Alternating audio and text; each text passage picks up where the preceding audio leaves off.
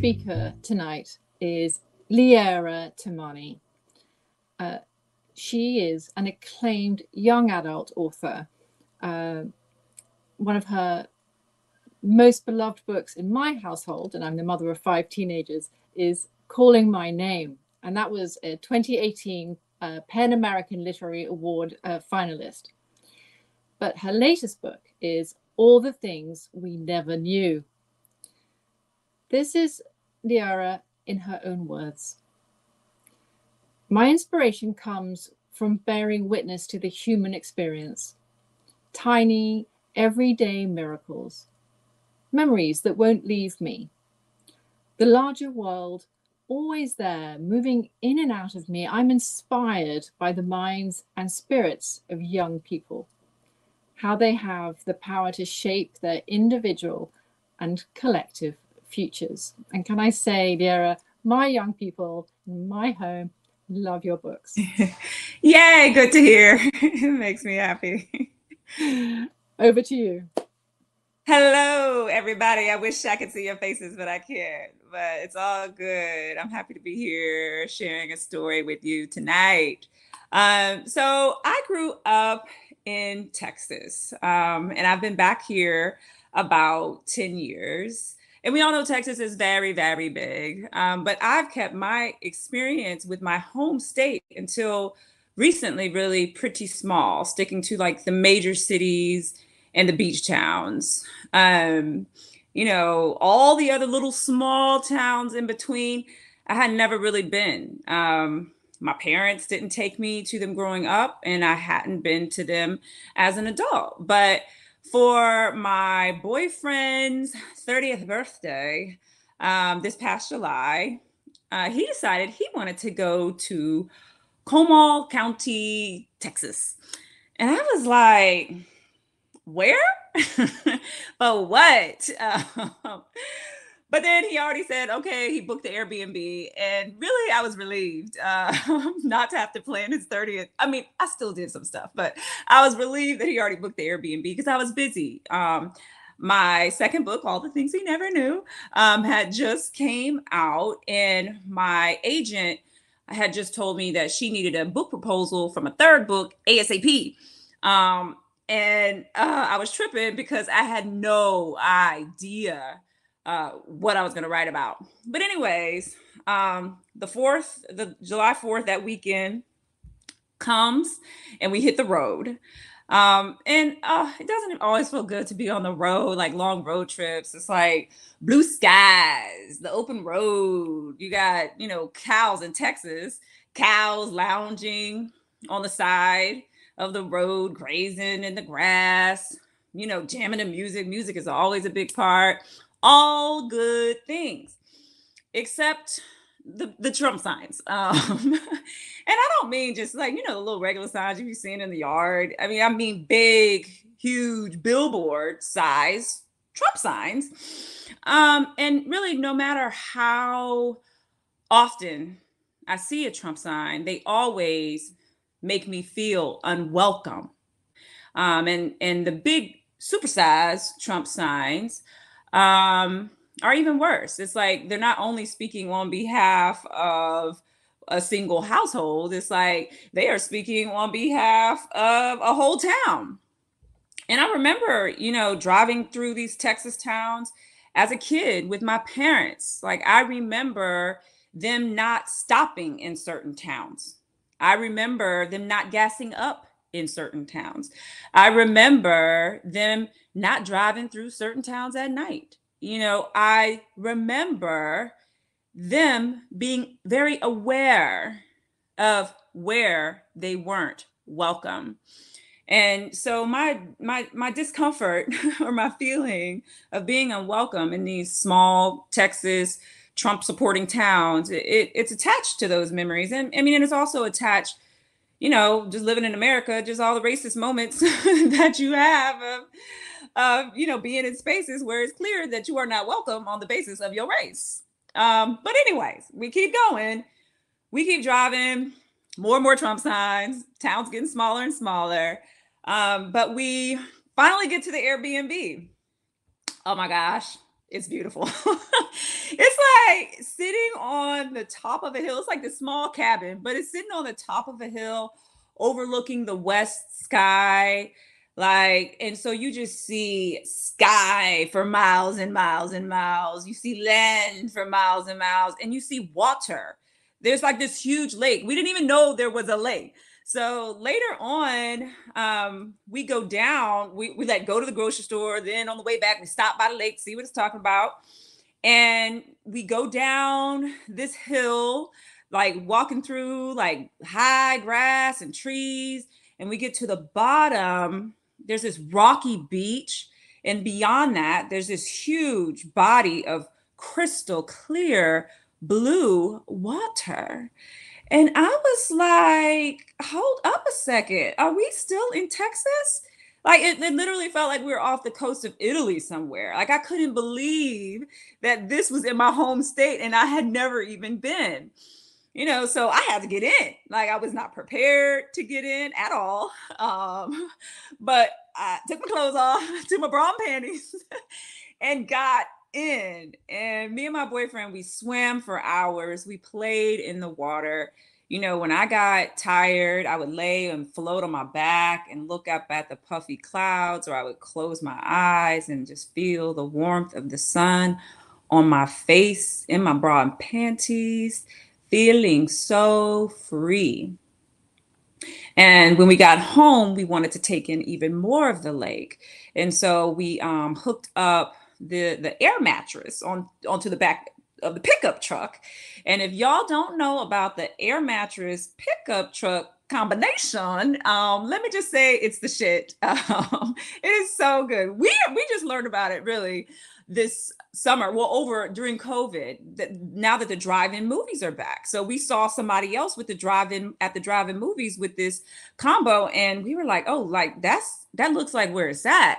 And we tried it ourselves, and it is where it's at, the air mattress on the back of the pickup truck.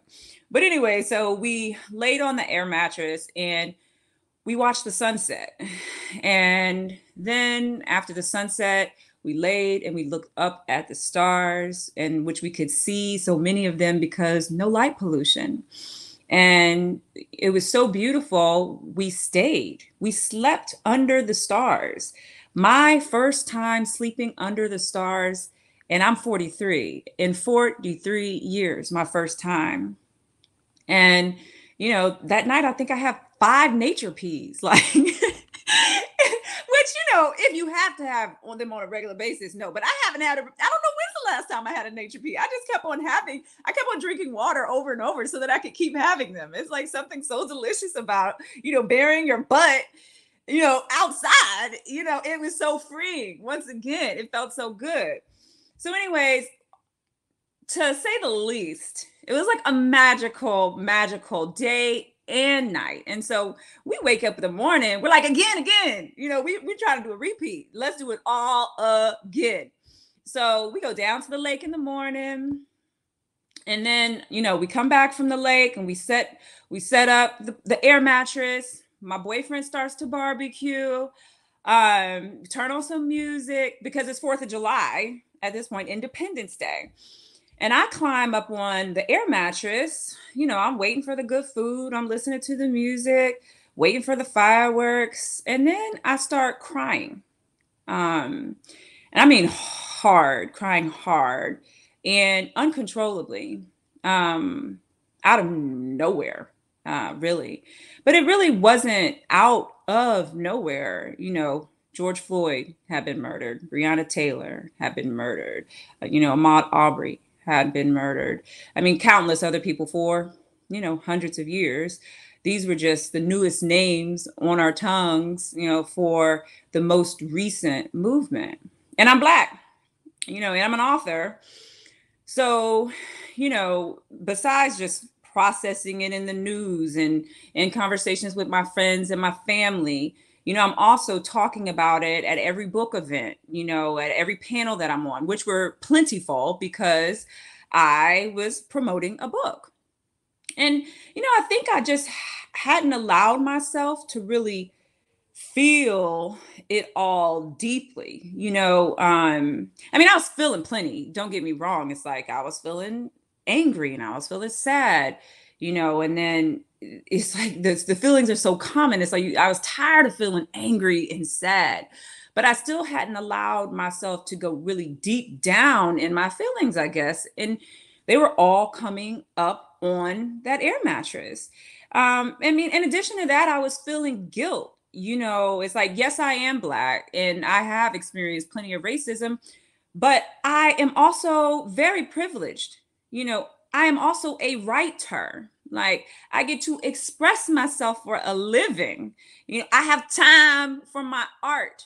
I'm not out here struggling to survive. Like, I'm not out here living in a neighborhood, policed by people who see me as the enemy. At the time, I was laying up on a pickup truck looking at the expanse of sky and lake,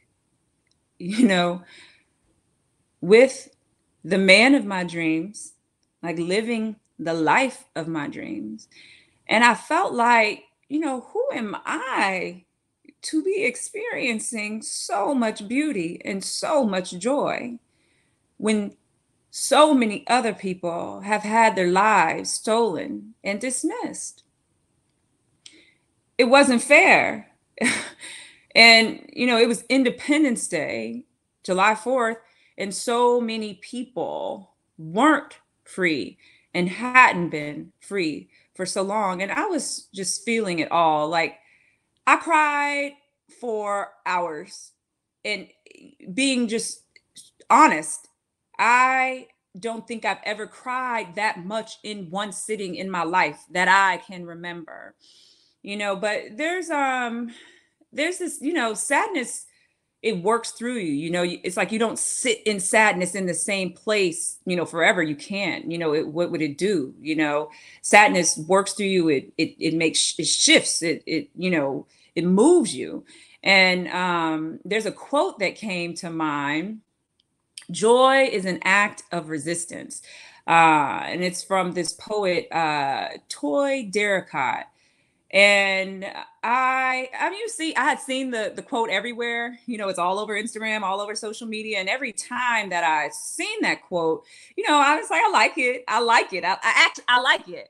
But to be able to call on that quote on that day, to be able to be reminded of my ancestors who had literally died for me to experience joy, who had fought for my freedom and for me to be able to go after my dreams.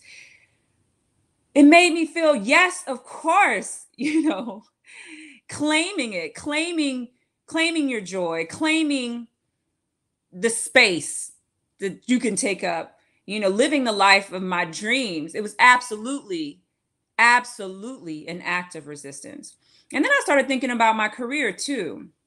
It's like, I was living the life of my dreams, but like, what was I going to devote my words to? And I had, my first two books were in the young adult market, but I didn't choose that. I had kind of fallen into that. And I didn't know where I was going to go in the future. Like I said, I didn't even know what my third book was going to be about. I didn't know who it was for. But up on that air mattress, I decided, and became very clear, that I wanted to write for kids. I wanted to give kids hope. I wanted to give kids representations of Black people that they don't see enough in books. I wanted to give kids representations of Black people that I didn't see enough growing up in books. I want to show Black people being free. I want to show Black people living all types of experiences in all types of places. I want to show Black people at ease. I want to show Black people in nature. I want to show Black people in love. I wanted to provide fodder for dreams. And just as I was having this amazing realization, the fireworks started. And my boyfriend climbs up on the air mattress, and now I'm in happy tears. And I'm like, the fireworks are for me. They're just for me. And I know July 4th. And I know it was his 30th birthday, but I was like, at the time, I swear they felt like they were all for me. And they're just not normal fireworks. These are the most amazing fireworks I've ever seen in my entire life. Like they span across the entire west sky, like thousands and thousands of colorful bursts all across the sky. And they lasted for hours. And while they were popping off, I was thinking, yes, this is my country. And yes, this is my state. And then on top of that, Kendrick Lamar's DNA comes through the speakers. And y'all know how it goes. It's like, I got loyalty, got royalty inside my DNA. I got power, poison, pain, and joy inside my DNA. I got hustle, though, ambition, flow inside my DNA. And I was like, yes. And I stood up on the air mattress. And then my boyfriend said, get down before you hurt yourself. And then so I got down off the air mattress and I danced and I rapped at the top of my lungs in the countryside, in the Texas countryside. And I was like, I cannot believe that I thought this part of Texas was not for me. Of course it's for me. It's for everybody. And for all the other places that Black people don't feel welcome, that brown people don't feel welcome, that people don't feel welcome, it's for us. It's for everybody. We need to get out there and start throwing bows. And I don't know if y'all, if y'all did this. I know I did this, when I was a little bit younger. My friends, went to the club, and when the dance floor was packed, we would get in a circle on the dance floor, and then we would start dancing wild, throwing our elbows to create space, to claim space on the dance floor. So a couple of weeks later, me and my boyfriend went back to the same spot. And we took my daughter and we made our circle a little bit bigger and we claimed some more space. And that's it.